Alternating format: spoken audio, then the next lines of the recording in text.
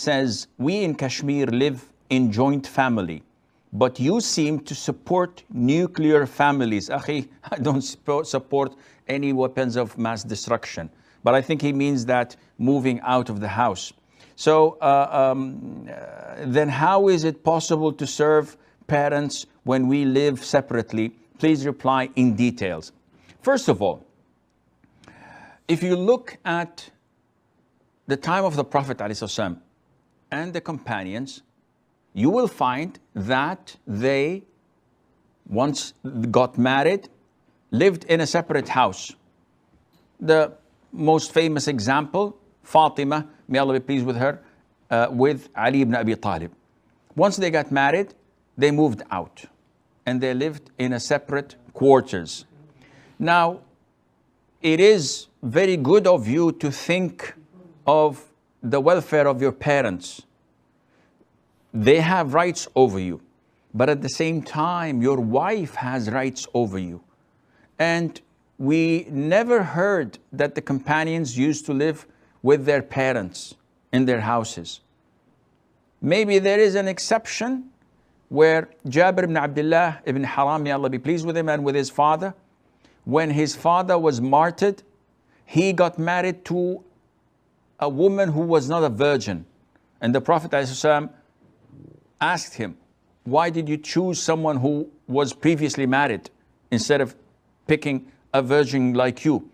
And he explained that he did not want, he had a number of sisters, children, and he did not want to bring another child to them who did not know how to take care of herself, let alone of others. So he brought someone who is a bit mature, older, and wiser. So this is the only exception where we find maybe in the Sunnah that a companion lived with his wife, with his family. So the wife lived with her in-laws. To make this the norm as it is being practiced in the subcontinent, whether it's Pakistan, India, Bangladesh, etc., this is wrong. Meaning that in 1 out of 1,000, you will find that the parents are really too old and need help and assistance. But in normal cases, in 999 cases out of 1,000, this is not the case. You will find the in-laws, the parents, are healthy and strong and can do everything on their own. Yet the culture mandates that when the son gets married, he brings his wife to serve in the house. She's not a maid. She's not a servant. You married her to serve you as a husband and your children, but not your parents and not your sisters and siblings. And we know that in such joint families, there isn't anything as hijab, because the brother-in-law is exposed to the sister-in-law and they mix, and sometimes catastrophes take place. And I have lots of stories of such mixing, because this is what the Prophet ﷺ warned us of when he said that beware, do not enter upon women folk. So a man stood up and said, "Oh Prophet of Allah, what about the in-laws, my brother-in-law, my uncle, etc., to meet and mix with my wife?" The Prophet said, the in-law is death. So if you want death to approach your wife and you feel that is normal, then you allow your brother or your uncle who is not a mahram to her to mix with her. This is crystal clear in Islam.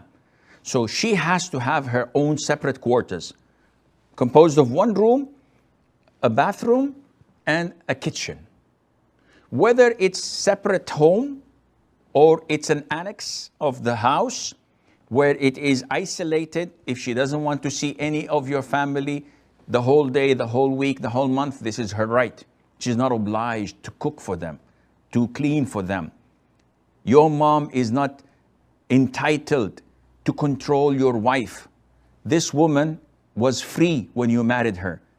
What right does your mother have to control her, where she goes and where she doesn't, what she buys and what she doesn't?